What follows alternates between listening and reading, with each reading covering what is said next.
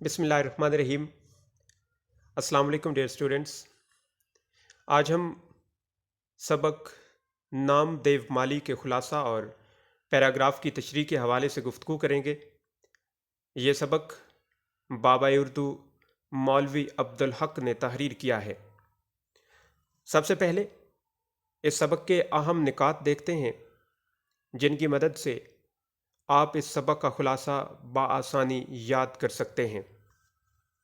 इस सबक के अहम निकात हैं: मकबरा राबिया दुरानी का माली, नीच ज़ात, काम से इश्क, जड़ी बूटियों की पहचान, बाग को साफ सुथरा रखना, पानी भरकर लाना, इनाम के लालच से पाक, बेमिसाल काम और बेखबर मौत। बेटा, ये इस सबक के अहम पॉइंट्स हैं, अहम निकात हैं और पूरा सबक इन्हीं निकात के गिर्द घूमता है। तो आप इन निकात को जहन में रखिए तो आप बआसानी इस सबक का खुलासा याद कर सकते हैं। अब सबक के तफसीली खुलासे की तरफ आते हैं। उससे पहले मैं इस बात की वजाहत कर दूं कि इम्तिहानी तरीक़ाकार के तहत खुलासा लिखने से पहले आपने सबक का उन्वान और मुसन्निफ़ का नाम ज़रूर तहरीर करना है।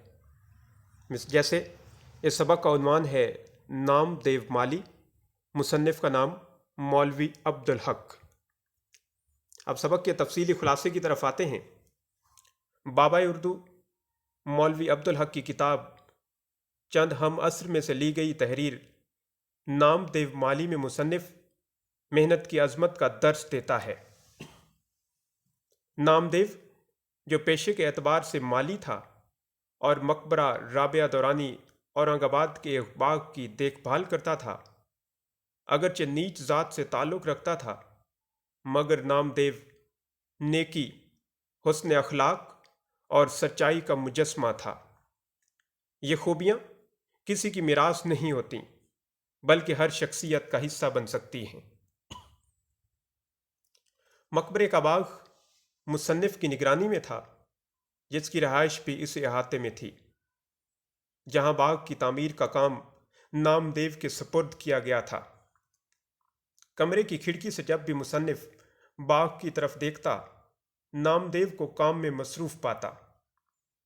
कभी पौधे का थानोला साफ कर रहा है तो कभी काट छांट कर रहा है, कभी पानी डालता है तो कभी हर रुख से पौधे को देखते हुए खुश होता और मुस्कुराता है। सच है कि काम उसी वक्त होता है जब उसमें लज्जत आने लगे। यही वजह है कि अक्सर मुसन्निफ़ भी अपना काम छोड़कर नामदेव की तरफ मुतवज्जे हो जाता। नामदेव पौधे को प्यार से देखता, प्यार करता और उसके पास बैठ जाता, जैसे उससे बातें कर रहा हो। जैसे जैसे पौधे बढ़ते, नामदेव का दिल भी जवान होता जाता। अगर किसी पौधे को कोई बीमारी लग जाती तो देव के दिल को तब तक चैन न आता जब तक उसे ठीक न कर लेता। नामदेव को जड़ी बूटियों की भी पहचान हो गई थी और वो अपने ही बाग की जड़ी बूटियों से बच्चों का इलाज करता। अक्सर औकात दूसरे गांव वाले भी उसे बच्चों के इलाज के लिए बुला लेते और नामदेव खुशी से चला जाता और बच्चों का मुफ्त इलाज करता। कभी किसी से मुआवजा नहीं लिया। नामदेव खुद भी साफ सुथरा रहता और अपने बाग को भी साफ सुथरा रखता। ऐसा मालूम होता जैसे बाग नहीं बल्कि दस्तरखान बिछाने की जगह है जहां शाही खानदान खाना तनावुल फरमाने वाला है। बाग के दारोगा अब्दुल रहीम चुस्त और कारगुजार आदमी थे। वो अक्सर औकात दूसरे मालियों को डांट कर काम करवाते। ज़रा सी नरमी की या नज़रअंदाज किया तो माली छांव में बैठकर कश लगाने लगे। मगर नामदेव की बात ही कुछ और थी। न सुस्ती, न काहली, काम से मोहब्बत और ईमानदारी कूट कूट कर भरी हुई थी। अब्दुल रहीम को कभी नामदेव से शिकायत न हुई। नामदेव ने कभी तारीफ की ख्वाहिश न की और न मुआवजा की फिक्र। एक दफ़ा मुसन्निफ़ ने नामदेव के काम से खुश होकर انعام دینا چاہا تو نامدیو نے یہ کہہ کر انکار کر دیا کہ بچوں کی پرورش پر کوئی انعام کا مستحق نہیں ہوتا۔ نامدیو کی اولاد نہیں تھی، وہ پیڑ پودوں کو ہی اپنی اولاد سمجھتا تھا۔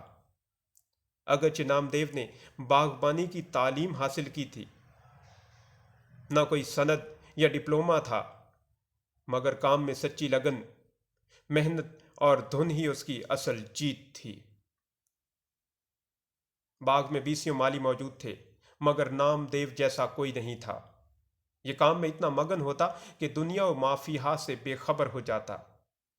ایک دن شہد کی مکھیوں نے حملہ کر دیا، سب مالی بھاگ گئے۔ نامدیو کو پتہ نہ چلا کہ اچانک مکھیوں نے حملہ کر دیا، اتنا کاٹا کہ نامدیو بے سدھ ہو گیا اور کام کی دھن میں ہی دنیا سے چلا گیا۔ مصنف کے نزدیک انسانوں، جانوروں اور پودوں کی خدمت کرنا مخلوق خدا کی اسی خدمت میں انسان کی عظمت ہے۔ ہر شخص میں قدرت نے کوئی نہ کوئی صلاحیت رکھی ہے، اس کو درجہ کمال تک پہنچانا ہی نیکی اور بڑائی ہے جو نامدیو میں پائی جاتی تھی۔ اب بیٹا اس کے پیراگراف کی تشریح کی طرف آتے ہیں۔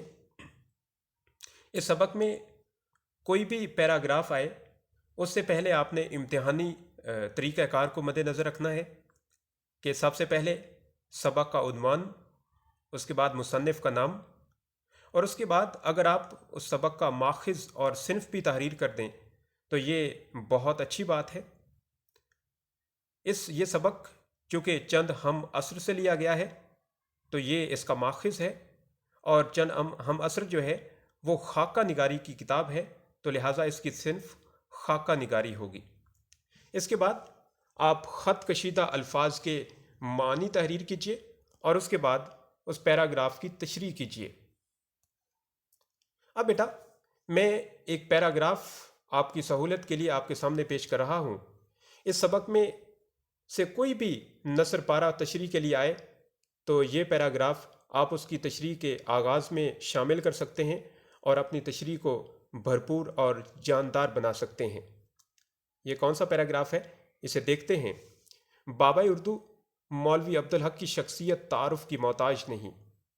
مولوی عبدالحق بلند پائے کے ادیب، مشہور و معروف تحقیق و تنقید نگار تھے، اعلیٰ پائے کے مترجم اور تاریخ دان۔ ان کی شخصیت میں مزید بلندی ان کے خاکوں کی وجہ سے بھی ہوئی۔ چند ہم عصر اس کی زندہ مثال ہیں۔